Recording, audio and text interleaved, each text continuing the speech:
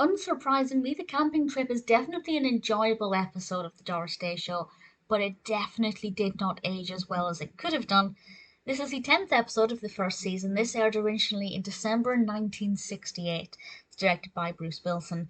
And Buck, the boys' grandfather, is planning on taking the boys on a camping trip, and they're going with Buck's old camping buddy, Joe Whitecloud. Joe Whitecloud is, to use the terminology in the episode, an Indian.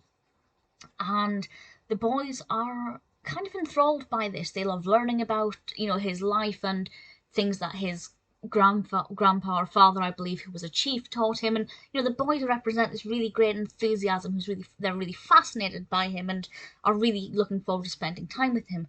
But Buck is not exactly pleased when the boys keep saying, we'll do this when we're camping because that's how Joe Whitecloud, an Indian, does it. And Joe Whitecloud, the Indian, and his fellow Indians can make fire out of moonlight and a bit of glass. You can't do that, grandfather, because you're not an Indian.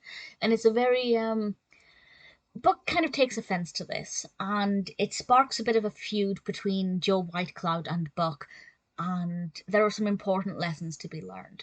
Now, obviously, watching this today does feel uncomfortable a little bit. I want to point out that at no point does it seem racist towards Native Americans.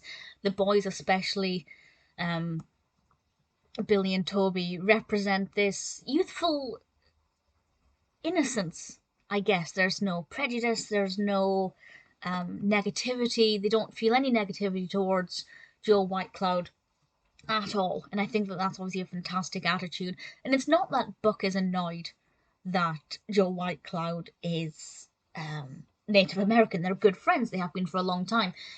But because the boys seem to be obsessed with the way that this Native American heritage, or the way kind of Native American heritage do things slightly differently, and in their eyes better than the way Buck has done things, it kind of puts him out a little bit and he gets annoyed by that. So it never feels racist, but it does feel like some of the vocabulary definitely wouldn't wash today.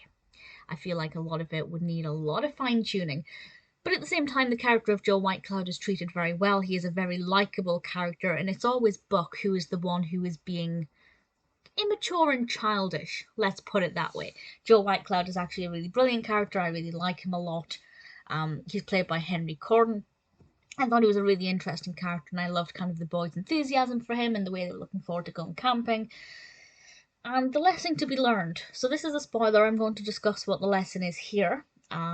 Basically, once Buck declares that they're not going camping because he cannot possibly let his boys look up to Joe Whitecloud instead of him, Doris Martin, Doris's character, Doris, along with the brilliant Aggie and also LeRoy, decide to pretend that the boys are going to go camping with LeRoy. And neither Buck nor Joe Whitecloud want the boys to go camping on their own with LeRoy. Let's face it, that would end in disaster. And it's all about getting them to put aside their differences and to stop bickering, and in Grandpa Buck's case, to stop being immature when they have this, decades old friendship, and it's something so silly to lose that over. And of course, the important lesson is while it's fine to have your differences, you need to learn that sometimes you're acting a bit immature and you're overthinking things a bit too much. And the fact that the adult characters have to learn this while the children are just giving this really admirable fascination and brilliant performances, of course, it's certainly something that I found worked very well. I really enjoyed it. I had a lot of fun with it. It's not my absolute favourite. Doris was not in it as much as I would have liked, but I thought Billy and Toby, played by Philip Brown and Todd Starke, were as fantastic as always. One of my favourite bits, I've given a spoiler warning so I can discuss this now, although it's not really a spoiler, it doesn't ruin anything, but it's where Grandpa unzips the sleeping bag and he's just revealed to be hugging this little teddy bear, and I just thought it was absolutely adorable. So I did enjoy it a lot. I do think the camping trip is a good episode. It's a little bit more uncomfortable than some of the episodes, but still one I think is quite important. And some great dialogue written by Jerry Devine.